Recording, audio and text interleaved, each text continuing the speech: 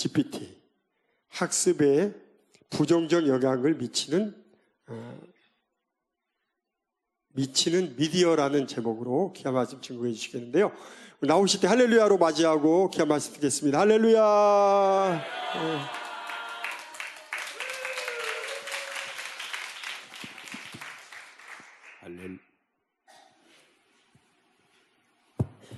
할렐루야.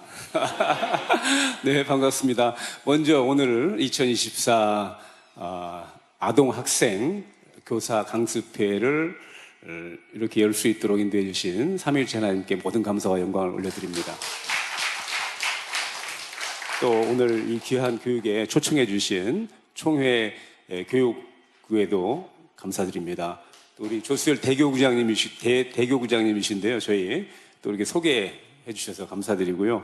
어깨가 굉장히 무거워지는 것 같습니다. 무엇보다도 우리 교육은 백년지 대계라고 했는데 차세대 우리 만민을 이끌어갈 아동과 학생들을 사랑과 이 생명의 말씀으로 잘 이렇게 양육하시고 이끌어 주시는 우리 주교사님들 또 우리 지도교사님들 이렇게 뵙게 돼서 너무나 반갑고 또 영광입니다. 또 여러 가지 부족한 점이 많은데 저에게 또 이런 귀한 기회를 주셔서 너무 감사하고요. 고린도전서 12장 28절에 보게 되면 하나님께서 교회에 몇몇을 세우셨으니 첫째는 사도요, 둘째는 선지자요, 셋째가 바로 교사잖아요. 너무나 이 존귀하신 직분인데 이 직분을 잘 감당하시면 하늘에 상이 크다고 우리 목자님께서도 가르쳐 주셨죠. 네, 그래서 우리 존귀하신 우리 교사님들께 먼저 말씀드리고 싶은 것은 여기 계신 여러분 한 분 한 분이 너무나 소중한 분들이시라는 사실입니다. 또 여러분들께서 맡고 계신 사명이 너무나 귀중하고 또 아버지 하나님께서 너무나 고맙게 여기시는 우리 주님께서 그러한 사명을 맡고 계신다는 사실을 항상 기억하시고 이것이 바로 여러분들의 정체성이잖아요. 항상 자부심을 가지고 행복하게 또 충만하게 사역을 감당해 주시면 감사하겠습니다. 네, 시간이 많지 않기 때문에 오늘 2024 아동학생 교사 강습회 AI, 챗 GPT, 또 학습의 부정적인 미디어라는 제목으로 제가 이렇게 강의를 하게 됐는데요. 여러분 먼저 하루 종일 예배 드리시느라고 힘드셨죠? 행복하셨나요? 예, 제가 힘드셨다고 표현을 해서 참 죄송합니다. 그런데 이게 돌아가야 되는데 제 컴퓨터가 아니다 보니까 어떻게 넘어가는 거지? 넘어갔군요. 네, 먼저 영화 이야기로 시작을 해보겠습니다. 여러분 허라고 하는 영화를 들어보셨죠? 2013년에 스파이크 존스라고 하는 감독이 감독을 했는데 간단히 말하면 인간과 인공지능과의 그 사랑 이야기라고 할 수 있습니다. 보신 분도 있겠고 아니면 들어보신 분도 있는데 결국은 이제 그 남자 주인공이 홀로 고독하게 살아가는 분인데 컴퓨터, 인공지능 그 오퍼레이팅 시스템이죠. 운영 체제와 이 학습하는 과정에서 감정적인 교류까지를 느끼면서 굉장히 행복함을 느끼고 하다가 이제 사라져버리는 이런 내용이거든요. 그래서 이제 이 영화가 주는 그 시사점이 기계라고 하는 거, 인공지능이라고 하는 것이 하나의 도구로서의 이러한 차원을 넘어서서 사람과 감정적인 이런 교류까지 할 수 있겠느냐라고 하는 것을 2013년이니까 11년 전에 할리우드에서 만든 그런 영화인데요. 그런데 바로 올해 5월, 그러니까 한 달 전에 오픈 AI사에서 챗 GPT-4.5라고 하는 모델이 발표가 됐는데 잘 아시는 분들은 잘 아시죠? 챗 GPT-4.5. 오늘 여러분 이게 시간이 짧은데 50분인데 많은 용어들이 나오는데요. 우리가 이걸 또 한 번 정도는 꼭 아셔야 돼요. 왜 아셔야 되는가가 이제 설명이 되는데 시대의 흐름이 지금 급격하게 변하고 있습니다. 거의 혁명이죠. AI 혁명이라고 할 정도로 급격하게 산업의 구조, 우리 삶의 패턴과 문명이 지금 변하고 있는데 거기에 따라서 모든 우리의 생활이 바뀌고 있죠. 오늘은 이제 학습, 가르치는 이런 부분들이 주제이기 때문에 학습이라고 하는 그런 분야에서도 이러한 영향을 받아서 엄청나게 큰 변화가 일어나고 있습니다. 이런 변화 속에서 우리 주교사님들께서 이 변화에 대해서 잘 흐름을 인지하지 못하고 계신다면 이 너무나 우리에게 주어진 마지막 때 이 존귀한 사명, 원대한 만민의 비전을 이루는데 주역이 될 우리 아동과 학생들을 가르치시는 데 있어서 어때요? 조금 좀 여러분들 마음이 좀 그러시겠죠? 그러니까 아셔야 되겠죠.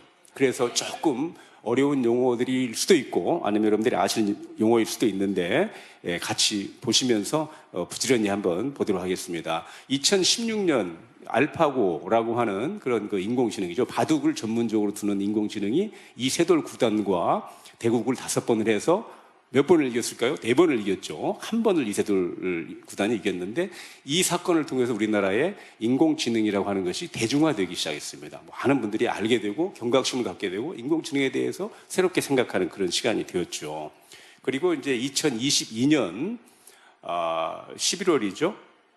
챗 GPT, 오픈 AI사에서 대화형 GPT라고 하는 이런 그 인공지능을 발표함으로 인해서 전 세계가 혁명적인 그러한 상황에 이제 빠져들게 되었죠. 그래서 인공지능은 가까이 하기엔 너무 먼 당신이었는데 왜 코딩이라든가 이런 과정들을 통해서 특별하게 교육받고 훈련받은 사람들만 이러한 도구들을 다룰 수 있고 혜택을 볼 수가 있었는데 사람이 일반적인 자연 언어로 이 기계와 인공지능과 소통할 수 있는 그런 그 길을 열어놓은 거예요. 그래서 혁명적인데 이 이후로 엄청난 그러한 그 인공지능에 대한 관심과 또 이 변화가 지금 휘몰아치고 있는 것이죠. 그래서 오늘은 왜 이러한 AI 인공지능이나 챗GPT를 또 알아야 되는가 우리가 또 그렇다면 이러한 것들은 무엇인가 또 how 어떻게 하면 우리는 이것을 활용할 수 있을 것인가라고 하는 내용에 대해서 그리고 또 우리 총 회장님께서 직접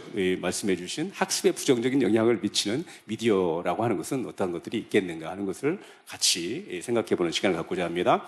결론적으로 다시 말씀을 드리겠지만 AI 시대에 우리 만민이 주역이 되어 세계 선교를 이루게 될 것이다 라고 저는 말씀드리고 싶습니다. 왜 그런가를 나중에 결론적으로 또 말씀드리겠습니다. 여러분들 쭉 보시게 되면 많은 단어들이 지금 나오고 있는데요. 4차 산업혁명, 디지털 대전환, 디지털 트랜스포메이션, 생성형 인공지능, Generative Artificial Intelligence, 챗GPT, 대형 언어 모델, LLM이라고도 하고 Large Language Model이라고도 하는데 또 일반 인공지능, AGI, Artificial General Intelligence, 또 슈퍼 인공지능, ASI, Artificial Super Intelligence, 그다음에 특이점, 기술적 특이점을 얘기하는데요. Singularity라고 하는 이런 영어 단어가 있습니다. 여러분 어때요? 좀 친숙하신가요? 아니면 생소하세요? 그럼 어떻게 하나요? 이런 단어들은 지금 이 시대에 너무나도 많은 사람들이 지금 사용하고 있는 단어들이고 알아야 할 사실 단어들인데 그러나 생소하다고 해도 절대 여러분 염려하실 필요는 없습니다. 공부하면 되니까요. 그리고 알아야 되겠죠. 자, 그럼 인공지능과 챗GPT를 우리가 왜 알아야 되느냐? 시대의 변화를 말씀드렸는데 디지털 기술의 발전과 함께 4차 산업혁명이 진행되면서 디지털 대전환이 가속화되고 있습니다. 이 말도 좀 어렵죠. 이거 4차 산업혁명은 뭐고 디지털 대전환은 뭔가 좀 여러분 어려울 수 있지만 아셔야 돼요. 이거 개념을 아셔야만이 지금 현재 우리가 경험하고 있는 이 시대가 어떠한 시대인가 그리고 어떻게 지금 변화가 되고 있는가를 감을 잡을 수가 있기 때문인 것이죠. 또한 코로나19 팬데믹으로 인해 비대면 활동이 증가했다는 것은 여러분들 아시는 이야기고 그러므로 인해서 디지털 대전환이라고 하는 이 전환이 매우 빨리 전개가 되었습니다. 또 AI 기술의 발전으로 인해서 다양한 분야에서 활용이 되고 있고 디지털 대전환을 촉진하는 그런 요인이 되고 있습니다. 여러분 4차 산업혁명이 나와 있기 때문에 산업혁명에 대해서는 아시잖아요. 1차 산업혁명, 2차 산업혁명, 3차 산업혁명, 4차 산업혁명을 지금 이야기하고 있죠. 1차는 잘 아시는 것처럼 18세기 증기기관을 발달을 해가지고 어떤 기계를 우리가 사용하게 되었다 이런 얘기죠. 혁명적으로. 2차 산업혁명은 아시는 것처럼 전기라든가 이제 어떤 이런 이것들을 활용하면서 대량 생산 체제가 이제 물건을 대량으로 공장에서 만들어내는 이러한 혁명적인 것이 변화가 있었다 이런 이야기고요. 3차 산업혁명은 이제 디지털이라고 하는 개념이 나오죠. 컴퓨터와 함께 디지털 기술이 발달이 돼가지고 자동화와 정보화라고 하는 어떤 그 특징을 가지고 많은 변화가 일어났다. 이 정도만 들어도 여기까지는 이해하실 수 있겠죠? 4차 산업혁명은 무엇일까요? ICT는 정보 통신 기술이죠. 이 information, 그다음에 communication technology가 ICT죠. 정보 통신 기술의 융합 기술, 이것들이 융합된 그런 기술을 통해서 물리와 생물과 디지털 세계가 통합이 된다는 거예요. 이것이 바로 4차 산업혁명의 특징인데 이 말이 조금 어려울 수 있는데 여러분 IoT라고 하는 말 들어보셨죠? 사물 인터넷이라는 말. 그게 무슨 말이죠? 각각의 이런 그 사물들에 다 센서라든가 여러 가지 이런 소통할 수 있는 그러한 장치가 있어서 연결이 다 돼가지고 예를 들어 밖에 나가서도 냉장고에 집에 있는 냉장고의 온도를 조절한다거나 뭐 조명을 끄고 켜고 한다거나 이런 이야기 들어보셨잖아요. 이게 이제 IoT의 일환인데 이렇게 전체 가전 기구나 이런 모든 것들이 다 연결된다는 거예요. 초연결성. 그다음에 이것이 연결되고 가동이 되려면 속도가 늦으면 안 되겠죠. 그래서 하이스피드. 이 4차 산업혁명의 특징은 초연결이 되고 모든 것들이 이 모바일과 이런 통신망을 통해서 그다음에 초지능화된다. 인공지능과 빅데이터 등을 통해 가지고 단순히 그냥 그 조작하는 게 아니고 아주 지능적으로 이걸 조작할 수 있다라고 하는 이런 특성이 있고 초고속화. 그러니까 정보통신 기술의 발달로 여러분 5G 네트워크 이런 이야기들을 많이 들어보시잖아요. 뭐냐 그만큼 빠르다는 거죠. 뭐 영화 한 편을 보내는데 전에는 오랜 시간이 걸렸는데 뭐 몇 초에 뭐 간다든가 이런 이야기 쉽게 말하면 그게 이제 초고속화라고 하는 것이죠. 이러한 세 가지가 4차 산업혁명의 특징인데 이러한 것들을 통해서 결국은 이 빅데이터라고 하는 거. 우리가 이 모바일 폰을 사용하면서 엄청난 양의 데이터가 지금도 생성되고 있죠. 전 세계적으로. 각 개인의. 이 데이터가 쌓인 것이 이제 빅데이터죠. 이 빅데이터를 분류하고 활용하게 되면 너무나 유용한 많은 정보들을 우리가 거기서 추출해낼 수가 있죠. 어떤 사람들이 패턴을 쭉 그 소비자들의 뭐 물건을 구매하는 것을 예를 들어서 데이터가 있는데 분석하면 뭐 어느 때에 어떤 물건이 많이 팔린다, 연령대로는 어떤 연령대에 남성, 여성, 어떤 사람들은 뭘 많이 사간다 이런 내용들이 다 분석이 되잖아요. 속도가 매우 처리 속도가 빠른 컴퓨터로 이런 빅데이터를 처리하게 되면 어떻게 될까요? 우리가 얻고자 하는 이런 정보를 빨리 얻어낼 수가 있겠죠. 예, 이러한 것들이 바로 다 융합이 되는 거예요. 그래서 이 데이터가 어디에 쌓이게 되죠? 우리 하드디스크에 쌓이면 전 세계의 데이터를 다 쌓을 수가 없죠. 그래서 바로 이런 것들이 각종 서버, 그다음에 이제 그 하늘에 클라우드라는 말이 나오잖아요. 클라우드라는 말 많이 들어보셨죠? 예, 하늘에 있는 구름처럼 떠 있는 그런 저장 장소라는 것이죠. 거기에 이런 모든 정보가 쌓인다, 이 빅데이터가 쌓인다는 거예요. 그리고 데이터뿐만이 아니고 여러분들이 잘 아시는 소프트웨어, 뭐 한글도 소프트웨어고 이 컴퓨터로 여러분들로 문서 작성을 하려면 한글이라고 하는 소프트웨어가 필요하죠. 이런 것들을 전에는 어때요? 다 다운 받아가지고 장착하고 컴퓨터나 PC에 했는데 요즘은 이 소프트웨어 자체가 클라우드에 있는 거예요. 그래서 뭐 그냥 모바일 폰 하나만 있으면 이 그러니까 패스워드와 아이디와 패스워드만 있으면 그 클라우드 서비스를 내가 이 가입을 사용하고 있으면 그것만 딱 치면 어떻게 될까요? 클라우드와 내가 이 아이폰이 뭐 내 스마트폰이 연결이 되죠. 그러면 소프트웨어도 거기서 다운받고 데이터도 다운받고 이렇게 하다 보니까 이 보험이나 이런 거 하시는 분들이 이런 걸 많이 활용하잖아요. 전에는 막 보험 자료를 설명하려면 지금 이것도 보험하시는 우리 김형남 집사님이 오늘 일하셔야 되는데 저를 빌려준 거예요, 지금. 그래서 지금 이걸 보면서 전화로 상담하면서 바로 여기 있는 데이터를 불러내서 이 고객의 특정한 상황에 맞는 그런 뭐 다양한 정보들을 실시간으로 보여줄 수 있잖아요. 그러니까 굉장히 설득력도 있고 어때요? 효율성이 높아지는 것이죠. 근데 이것을 내 노트북에 만약에 이 자료를 가지고 활용한다면 노트북을 가지고 다녀야 되겠죠. 근데 조금 전에 말씀드렸던 클라우드 이런 서비스를 활용하면 어떻게 될까요? 그 회사의 보험회사의 모든 이 컴퓨터 이 소프트웨어와 데이터와 통신을 할 수 있는 이런 것들이 다 클라우드에 있어요. 그러면 나는 모바일 폰만 하나 가지고 딱 어디를 가도 접속만 하면 어떻게 될까요? 바로 클라우드와 접속해서 데이터도 다운받고 소프트웨어도 다운받고 모든 시스템 통신도 다운받고 해가지고 그 고객에게 뭐 어디에 있어도 버스 안에 있든 어디 뭐 목욕탕에 있든 아니면 시장에 있어도 상담을 해줄 수가 있겠죠. 그 고객에게 맞는 자료를 그렇게 제공할 수 있겠죠. 이러한 것들이 다 4차 산업혁명의 결과라는 거예요. 여러분 실감이 나시죠? 4차 산업혁명이 뭐다? 이것이 이런 우리의 하나의 보험을 지금 가지고 이야기를 드렸지만 우리의 삶의 전반적인 산업 구조와 삶의 패턴이 이렇게 디지털화 되면서 변하는 것을 디지털 대전환이라고 하는 거예요. 근데 아날로그식이 아니고 디지털화가 됐기 때문에 이게 가능한 것이죠. 그리고 이것들이 다 융합이 되면서 물리적인 세계와 이 가상의 세계 이라는 것들이 통합되고 하는 것들이 이제 4차 산업혁명의 특징이다 이런 이야기죠.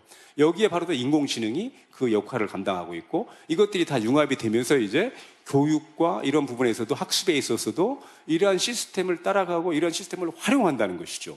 자, 그래서 이 디지털 대전환에 대한 설명은 디지털 기술을 활용하여 기존 산업과 사회 전반의 구조와 프로세스를 혁신하는 것이다.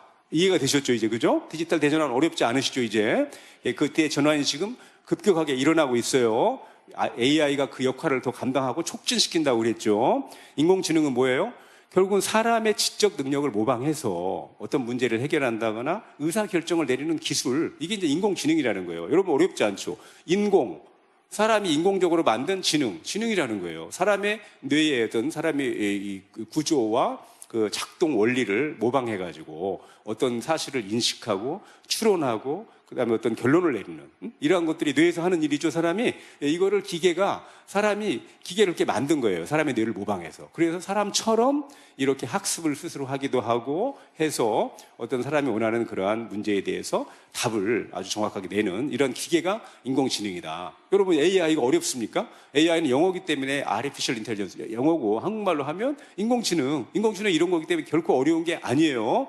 그것을 우리가 지금 다양한 방면에서 많이 현재 또 사용하고도 계시죠.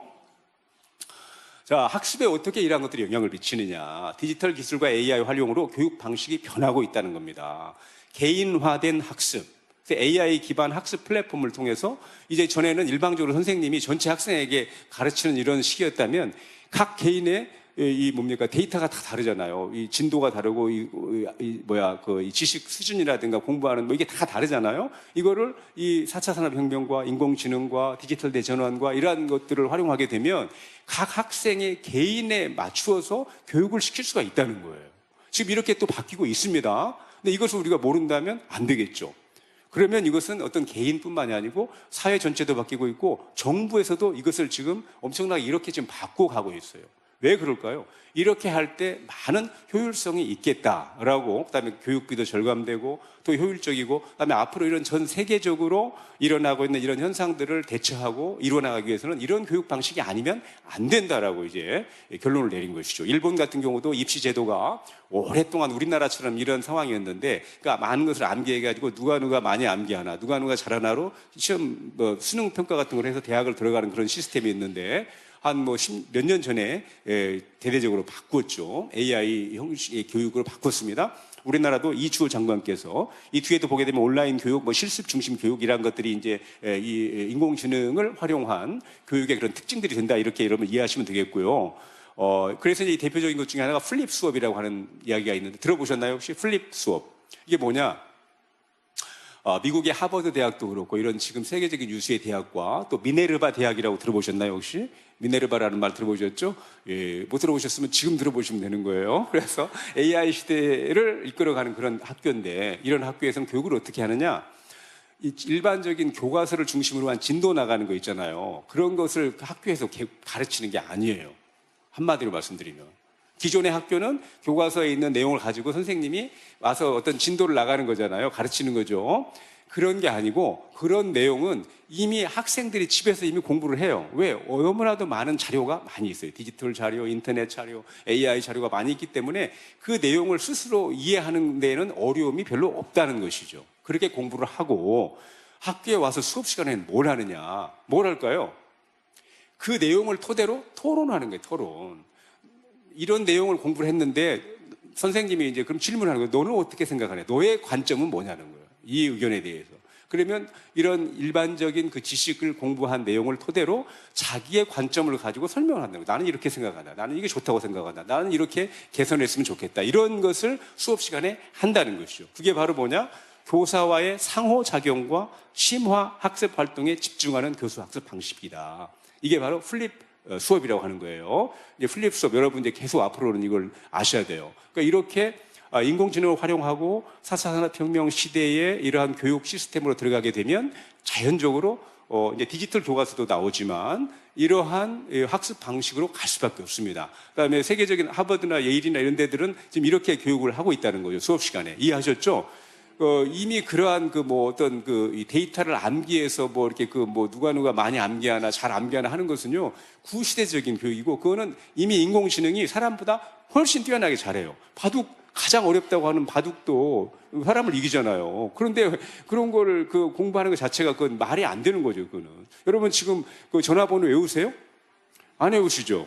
왜 그러시죠? 외우실 필요가 없죠. 헤드폰이 있으니까. 거기에 다 들어가 있죠? 여러분 운전하실 때 옛날에는 막 지도를 열심히 연습해가지고 새로운 거 가려면 나름대로 고심하고 해야 됐죠. 지금은 내비게이션을 활용하시게 되면 초행길도 아주 편안하게 가실 수가 있죠. 그런데 그러기 때문에 참 감사하죠. 편하고 좋죠. 그러나 이 반면에 어떠한 점이 있느냐라고 하는 것을 이제 AI와 연관해서 우리가 생각해 봐야 되는데, 여러분 이 전원이 나가면 어떻게 할 거예요? 내비게이션을 사용을 못 하죠. 그럼 움직이지는 못하는 거예요. 이게 뭐냐? AI 이제 교육에서 나중에 말씀드리겠지만, AI가 너무 성능이 좋아. 뭐 사람과는 비교할 수 없을 정도의 방대한 양의 데이터를 가지고 빠른 시간 안에 우리가 원하는 답을 해주기 때문에 얼마나 여러분 신납니까? 편하고. 그죠? 그러니까 그렇게 하다 보니까 이제 어떻게 되느냐? 이제 그래도 우리는 과거를 경험했고 상대성이 있어요. 우리 세대는. 그런데 지금 그 여러분이 담당하고 계신 이 초등학생들 정도는 알파 세대죠. 이미 그 사람들은 Z 세대도 아니고 알파 세대예요. 뭐 이들은 포노 사피엔스를 넘어서 이제 AI 사피엔스예요. 태어나서부터 인공지능과 함께 성장을 하고 있어요. 그러면 이렇게 어려서부터 인공지능을 활용하는 이러한 이 삶을 살아왔다는 거죠. 그러니까 너무 편하고 좋겠죠.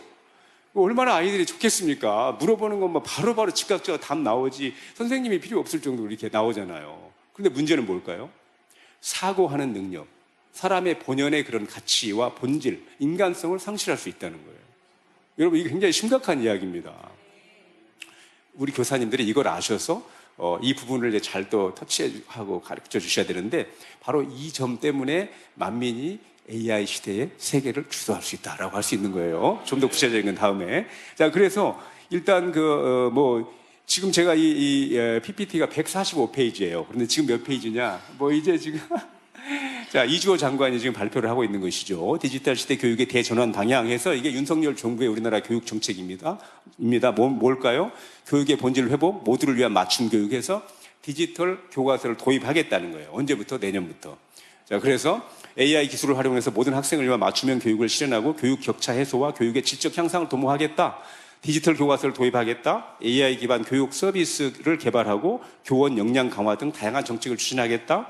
향후 AI 기술의 지속적인 발전과 함께 교육 현장에서의 활용이 더욱 확대될 것이다. 라고 하는 게 지금 우리나라 교육부의 정책입니다. 그럼 우리나라 교육이 어떻게 바뀌어요? 지금 나오고 있죠? AI 디지털 교과서 어떻게 도입되나? 수학, 영어, 정보, 일단 세 과목이 내년부터 실시되는 것을 여러분 들으셨죠?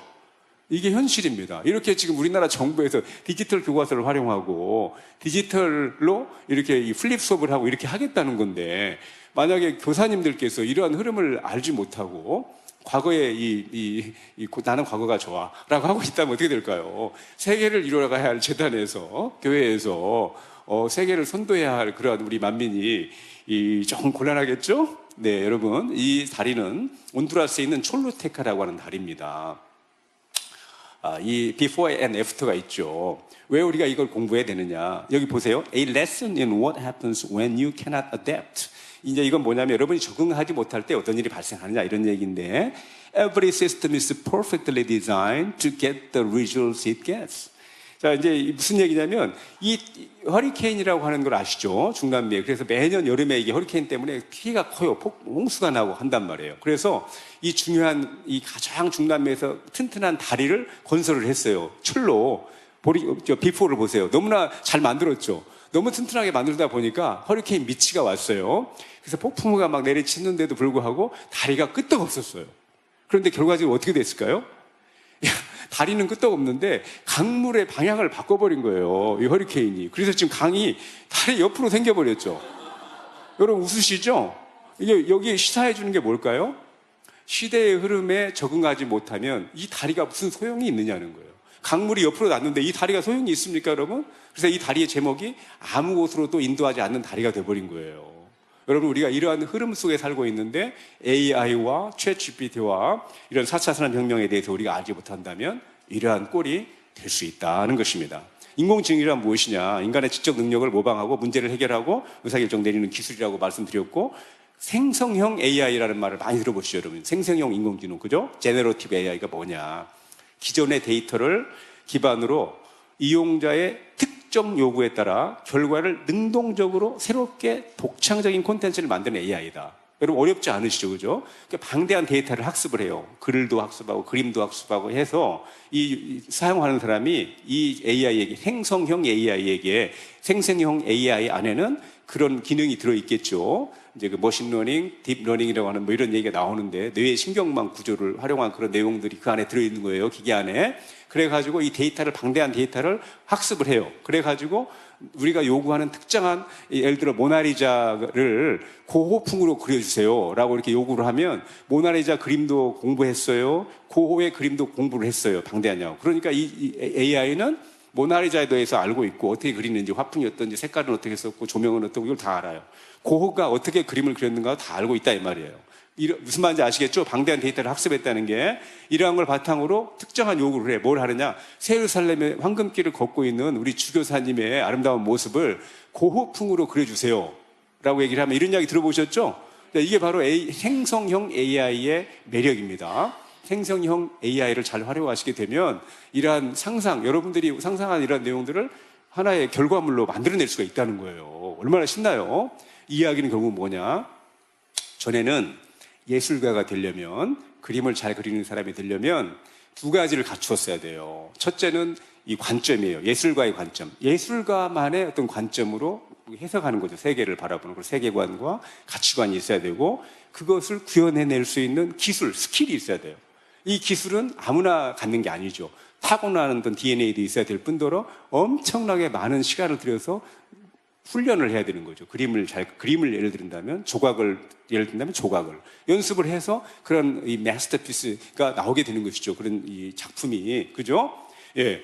그래서 예술가가 되고 싶어도 전에는 참 쉽지 않았다 이 말이에요. 그런데 이제는 여러분도 예술가가 될 수가 있습니다. 어떻게 될 수가 있을까요? 여러분들의 관점만 있으면 그 관점을 가지고 생성형 AI의 기능을, 이 기술을 활용하면 된다는 거예요. 그래서 저도 꿈이 생겼어요. 저도 예술가가 될 겁니다. 그래서 글도 쓸 거고요. 그림도 그릴 거고. 근데 어떤 그림을 그릴까요? 세상적인 거? 아니죠. 바로 하나님께 영광을 돌리는 거, 천국의 아름다움, 예수 그리스도 안에 있는 영원한 생명. 어떻게 하면 이 천국의 아름다움을 표현할 수 있을까? 그다음에 많은 영혼들이 이 썩어져가고 더럽고 추하고 악한 이러한 세상 속에서 정말 아름다움과 생명과 소망과 충만함을 느낄 수 있는 이러한 작품을 만들어낼 수 있을까? 그래서 그 작품을 보면서 그런 걸 느끼고 새로움을 리프레시가 되고 리차지가 되고 충만함을 얻고 소망을 갖게 되는 그런 작품. 여러분 그런 작품 만들고 싶으세요? 우리 만듭시다. 네, 이제는 생성형 AI를 활용하게 되면 만들 수 있는 거예요. 자, 이런 관점은 여러분들은 바로 기도하시기 때문에 영감이 있으시죠. 그래서 영감을 가지고 얼마든지 이렇게 해나가면 되는데 벌써 지금 시간이 30분이라서 20분밖에 안 남았죠. 지금 초반인데 이거 어떻게 해야 되나요? 이거 여러분 재미있으세요? 정말 그러니까 공부를 해야 되는데 밤을 샐까요? 그럴 수는 없죠. 원장님 오시는데. 자, 그래서 인공지능이라는 게 뭐냐? 인공지능의 발전 과정은 넘어가죠. 50년대 이 얘기가 처음 나왔고 80년대 전문가 시스템 등이 있었는데 희미했어요. 그러다 90년대쯤 정체하다가 인터넷이라고 하는 게 나오면서부터 방대한 데이터가 여기서부터 발생하기 시작하죠. 그래서 전기를 발현하게 되었고 2000년대 들어서서 바로 아까 이 머신러닝과 딥러닝이라고 하는 인공지능이 뇌의 우리나라 신경망처럼 이렇게 학습할 수 있는 그런 하나의 시스템이 이제 발달이 된 거예요. 그래서 여기서 비약적인 인공지능이 발전을 하게 되고 2024년 2000년대에 그런 일이 있었고요. 2024년 지금 이 순간에는 엄청난 지금 변화가 일어나고 있죠. 챗GPT와 함께. 그래서 보시게 되면 1차 붐 1960년대에 올라가 있죠. 그것만 보세요. 그다음에 1980년대에 또 2차 붐이 있었죠. 그다음에 2000년대에 쭉 가다가 2020년도 이후에 획기적으로 지금 기하급수적으로 발전하고 있죠. 챗GPT가 나오면서 이렇게 된 거예요. 자, 생성형 AI라는 게 뭐냐? 아까 설명드렸어요. 설명드렸으니까 넘어갑니다. 생성형 AI 보게 되면 여기서 쭉 그 층층이 있는데 생성형 AI라고 하는 큰 틀 안에 보면 그 다음에 인공지능이 나오죠. 그 다음에 그 밑에 머신러닝이 나오고 딥러닝이 나오고 생성형 AI가 나오죠. 그죠? 그러니까 인공지능이 가장 큰 그 범주라고 한다면 그 안에 이제 이 머신러닝, 그보다 더 이제 심층된 것이 이제 그 딥러닝이라고 하는 학습 방법이고요. 그것의 결과물이 바로 이제 생성형 AI라는 거죠. 이러한 학습 이 구조와 기능을 통해서 생성형 AI가 작동될 수 있다는 거예요. 그러면서 LLM이 이제 나오는데 아까 거대 언어 모델이라고 하는 라지 랭귀지 모델이죠. 언어에 특화된, 텍스트에 특화된 그런 인공지능인데요. 마이크로소프트의 빌 게이츠 회장이 뭐라고 했을까요? 챗GPT의 등장은 과거 인터넷의 발명만큼 중대한 사건이 될 것이다. 생성형 AI는 우리의 세상을 바꿀 것이며 AI 발전은 현 시점의 가장 중요한 혁신이다. 자, 생성형 AI가 만들 수 있는 거 텍스트, 이미지, 오디오, 코드, 영상, 시뮬레이션 등이고 교육 분야, 마케팅 분야, 예술 분야에 활용할 수 있습니다. LLM, 라지 랭귀지 모델 설명드렸죠? 거대 언어 모델. 언어에 특화된 엄청나게 방대한 언어를 학습을 했기 때문에 그것을 자연어처럼 사람처럼 표현해낼 수 있는 그러한 기능을 가진 인공지능이 LLM이라는 거고 LLM의 대표적인 모델이 바로 GPT라고 하는 거예요. GPT는 뭐죠? Generative Pre-trained Transformer. 영어니까 좀 어렵지만 Generative라는 게 생성한다는 말이죠. Pre-trained. train이라는 말 알죠? 트레이닝 여러분 그죠? 훈련시킨다는 거. Pre는 사전에 이미 훈련된다는 얘기예요.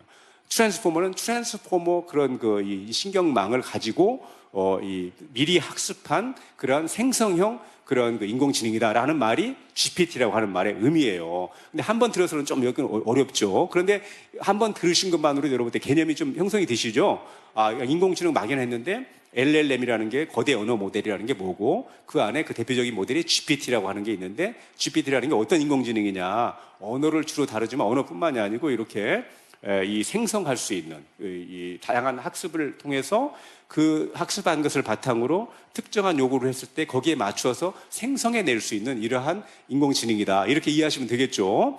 그러면 챗 GPT라는 건 뭐냐? GPT의 쭉 발전이 18년부터 나옵니다. 그러다가 2023년에 발표한 것이 바로 챗이라는 말을 붙였죠. 챗. 이 챗이라는 게 뭐냐? 채팅. 서로 이렇게 대화한다는 얘기죠. 그래서 인공지능을 챗 GPT를 이때부터 사람과 말로 대화하듯이 그렇게 인공지능을 활용할 수 있는 그런 시대가 바로 이 챗 GPT부터 열린 거예요. 그래서 그게 이제 혁명적인 것이죠. 거대 언어 모델 들으셨습니다. 넘어가야 돼요. 시간이 없어요. 이거 아까 설명드렸고요. 지금 보시면 그래프를 보게 되면 LLM, 이 일상 속으로 파고드는 초거대 AI가 얼마나 지금 급격하게 지금 발전한 시장 규모가 커지고 있는가를 그냥 느끼시면 돼요. 초거대 언어 모델의 다양한 구글의 제미니, 오픈 AI GPT-4, 네이버의 하이퍼클로버 X, 네이버의 하이퍼클로버, 오픈 AI의 GPT-3 이런 각각의 모델들인데 이것들이 몇 개의 그 매개 변수라는 게 있거든요. 그걸 많이 활용할수록 더 구체적이고 좋은 그런 어떤 그 생성을 할 수가 있겠죠. 이런 걸 보시면 되겠고요.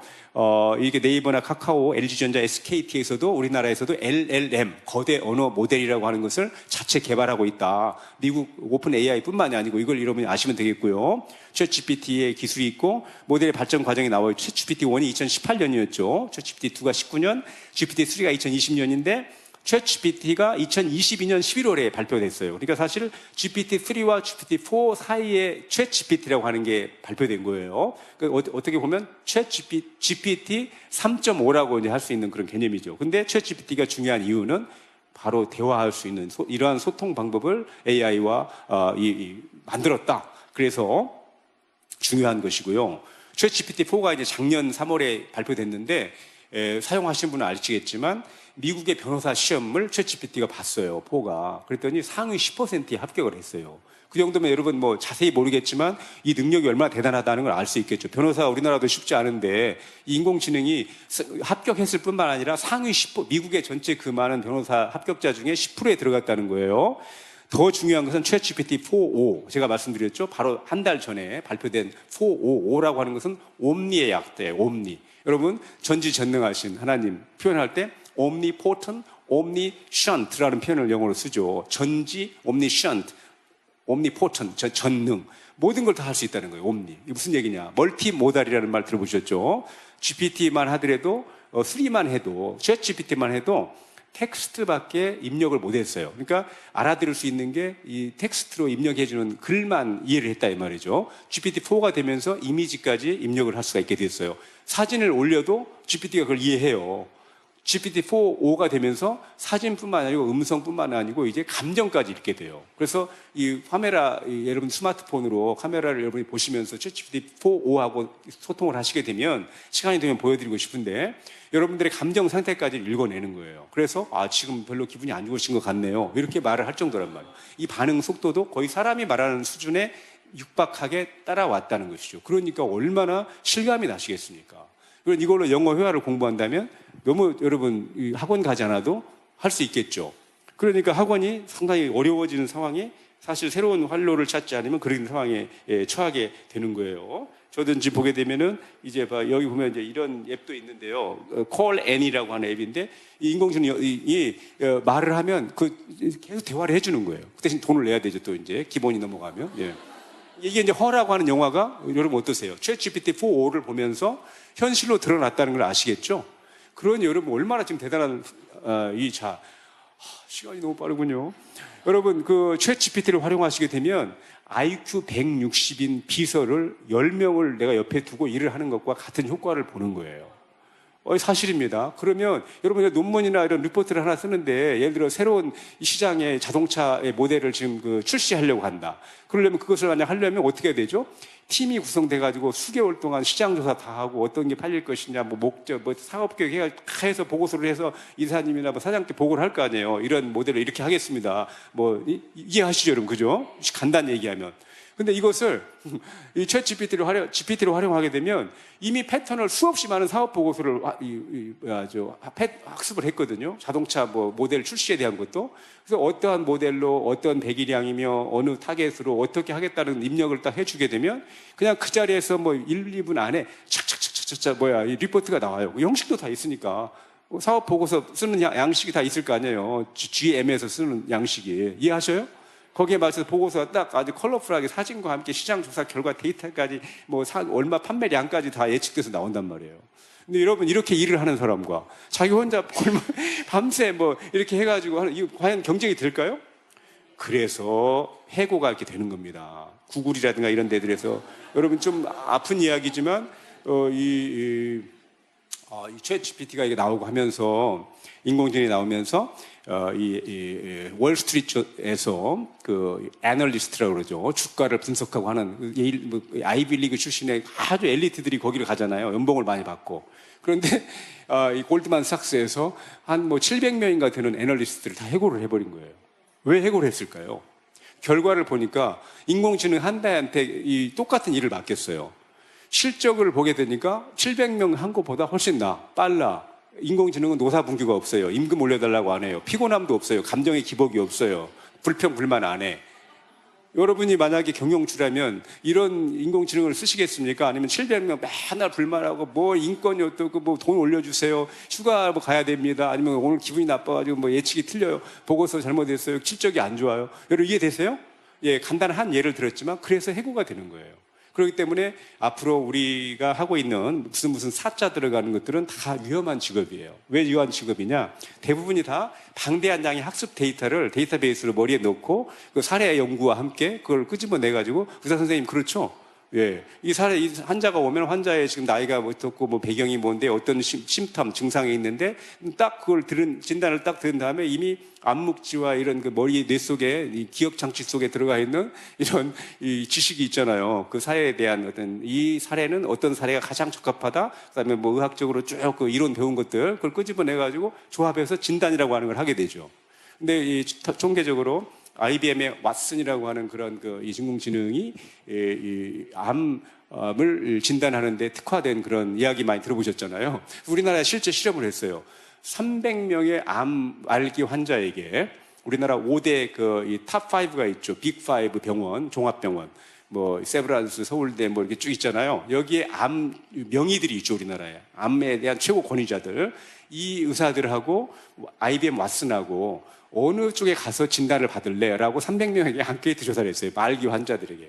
답이 어떻게 나왔을까요? 어떻게 하셨죠?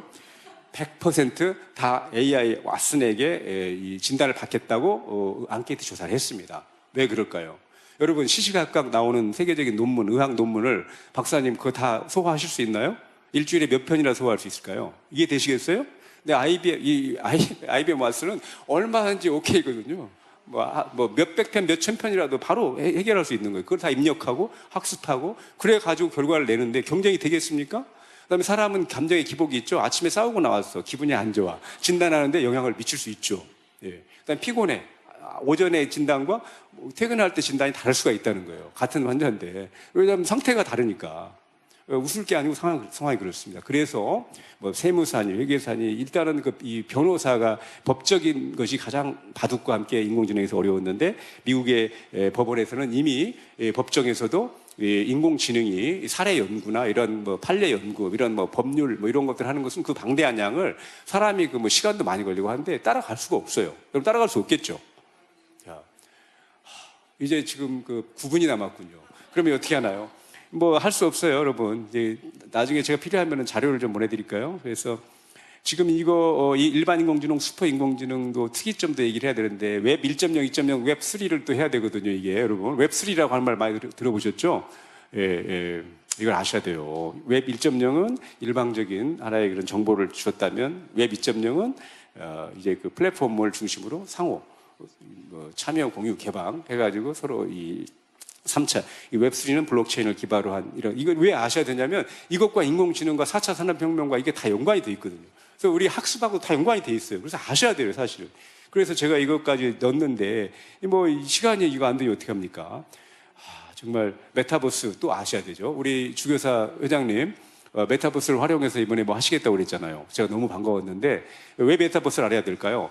웹3가 되게 되면 이제 소통과 모든 것들이 이제 메타버스로 바뀌게 되는 거예요. 여러분 처음에 그 카카오톡이 나왔을 때 여러분 10년 전을 생각을 해보세요. 나 삐삐 아니면 무슨 뭐 문자로 잘 하고 있는데 카카오톡이 대체 뭐야? 왜 그걸 내가 배워야 되지? 뭐 이 보수적인 어른들은 그런 반응이 그렇죠. 처음에. 그죠? 그래서 뭐 관심도 갖지 않고 또 너무 생소하고 사용을 않게 되게 되겠죠. 근데 여러분 지금 어떠세요? 카카오톡을 빼놓고 여러분 일상생활을 하실 수 있나요? 사업을 하실 수 있나요? 뭘 하실 수가 있나요? 쉽지 않죠? 마찬가지라는 거예요. 지금 이 알파 세대, 여러분들이 담당하고 계신 이 아동들은 메타버스의 세대이고 NFT 세대이고 이렇게 웹3의 세대다라고 하는 것만 아시면 돼요. 그리고 이제 공부를 하세요.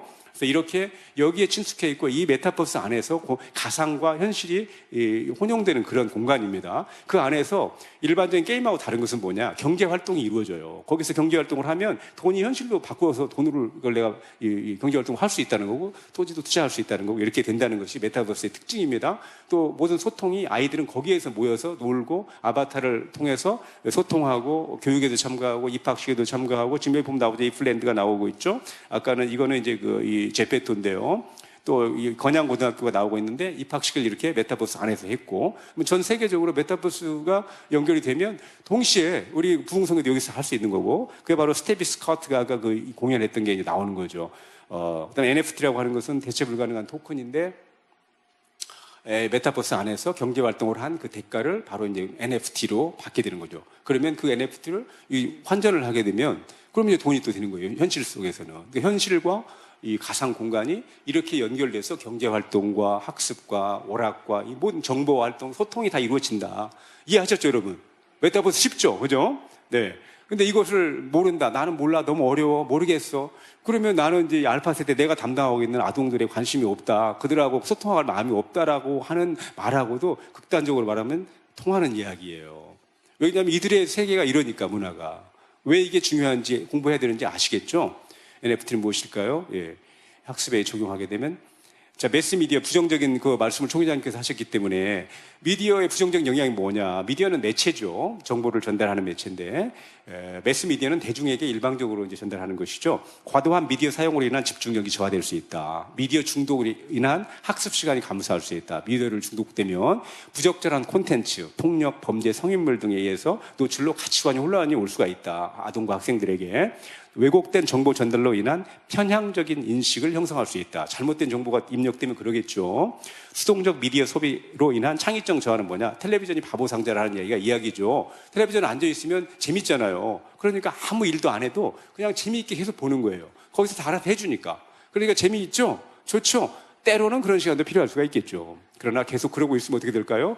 내가 죽어가요. 그래서 생각을 못 합니다. 그래서 할리우드의 유명한 스타들도 결국은 자기 자녀들에게는 텔레비전을 보지 않게 하는 이유가 바로 이런 건 거예요. 독서를 시키는 이유가 그렇습니다. 그 다음에 팝콘과 콜라 서브리미널 효과라고 하는 게 뭐냐. 무의식에 이런 3,000분의 1초짜리 광고를 영화 속에 넣었는데 사람이 인식도 못해요. 그런데 끝나고 나니까 팝콘과 콜라가 먹고 싶은 거예요. 그래서 이 판매량이 18%가 늘었다는 거예요. 이건 실험 결과입니다. 서브리미널 무의식에 이러한 이 정보를 넣어서 이렇게 사람에게 영향을 미치는 것이죠. 여러분 라이온킹 지금 포스터를 보고 계시면 아무것도 안 보이죠, 그죠? 사자의 얼굴에 이걸 보세요. 지금 뭐가 보이나요? 자, 이게 아이들이 보는 애니메이션에 이러한 것들을 넣어놨다 이런 얘기예요. 자세히 봐야만 보는 거고 눈이 열려야 보는 거지 눈이 안 열리면 안 보여요. 그죠? 자, 지금 심바가 누워 자고 있죠. 하늘에 무슨 뭐 구름이 보이네요. 별인가요? 보니까 이런 글자가 써 있어요. 이거 금방 한 2초 동안 지나가는데 이것이 아이들이 볼 때 봐요. 그러면 그 인식을 못하죠. 무슨 말인지도 모르죠. 그러나 그 무의식에 이게 입력이 되고 영향을 미치더라 이런 이야기입니다. 라푼젤에도 보면 라푼젤 아시나요? 예, 다행이네요. 그랬더니 이 머리카락에 뭐가 써 있어요? 또 이런 글자가 써 있다 이런 얘기예요. 그다음에 애니메이션 도널드 덕 4분 남았어요. 그래서 이렇게뿐만 아니라 이 뮤직비디오 안에도 다양한 이러한 이 사단의 상징이라든가 여러분 좋아하는 BTS 좋아하시죠? 그런데 또 여러분 이거는 지금 이 탐보이인데요. 여자 아이돌 탐보이 아세요? 여자 아이들 인기가 좋더라고요. 자, 이 손 모양. 자, 이건 아시죠? 선생님들. 어떤 학생이 직접 질문을 했어요. 이거를 하고 싶은데 해도 되느냐라는 질문이 있었습니다. 여기 무슨 뜻인지 여러분 아시겠어요? 무슨 상징인지? 여러분, 이런 내용입니다, 이게. 이걸 따라서 하고 싶고, 이걸 시키실래요? 알아야 근데 여러분이 가르쳐 주실 거 아니에요. 그래서 이런 것을 공부해야 된다, 이런 얘기예요. 아이돌 자체가 우상이죠. 그래서 이 안에 뮤비에 보게 되면 사단을 상징하는 다양한 이런 상징들이 들어가 있다. 펭수라고 하는 여러분 인형 아시죠? 남자예요, 여자예요?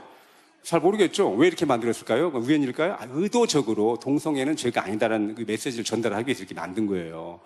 이 듣는 거에서도 이런 게 있는데 백매스킹이라고 하는 거 잘 아시는 거꾸로 돌려보니까 이상한 막 그 예수님을 저주하고 막 죽이겠다는 이런 얘기들이 들린다 얘기죠. 그러면 그냥 들어도 영향을 받는다 이런 얘기입니다. 어린아이들이 보는 콩순이 같은 거에도 이렇게 이런 게 들어있고 매스미디어 자, 그럼 어떻게 해야 되느냐? 앞으로 세 사람이 나옵니다. AI의 무지한 자, AI를 열심히 활용하지만 백치가 되는 자, 세 번째는 지혜로운 자, AI를 잘 활용하는 자죠. 무지한 자는 관계없어, 나는 모르겠어, 공부 안 하는 사람.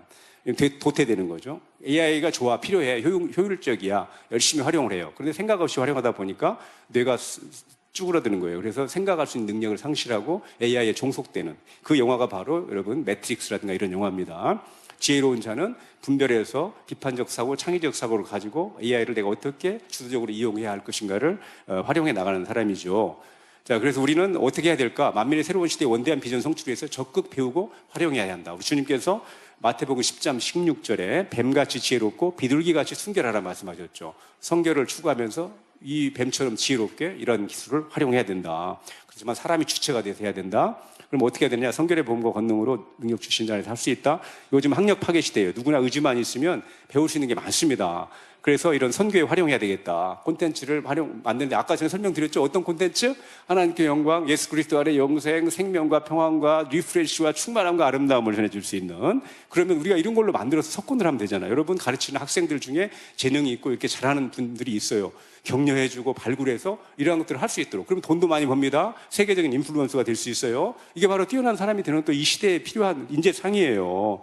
그래서 주교사연합회에서 열심히 해주셔서 감사하고 우리 교회는 총회장님께서 이렇게 이 시대에 맞게 유튜브라든가 만민 라디오 이런 것들을 잘하고 계시죠. 인트라넷도 있고요.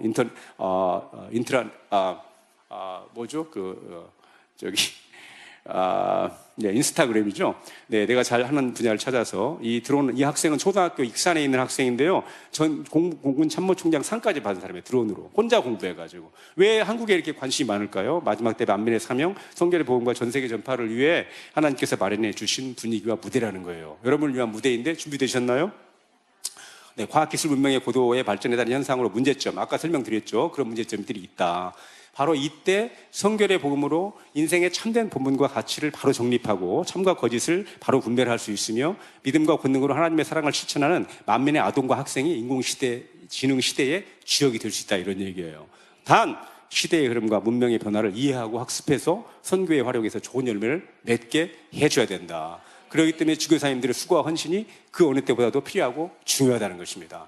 우리 너무나 존귀하신 주교사님들께서 이러한 귀한 사역을 맡으셨는데 이러한 자부심을 가지고 시대의 흐름을 잘 알고 우리 총회장님과 하나 돼서 만민의 새로운 시대에 세계를 이루어갈 우리 아동과 학생들을 잘 교육시켜 주시기를 부탁드리면서 마치도록 하겠습니다. 감사합니다.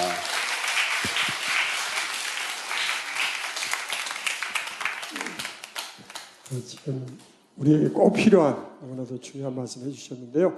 다시 한번 감사드립니다, 장로님.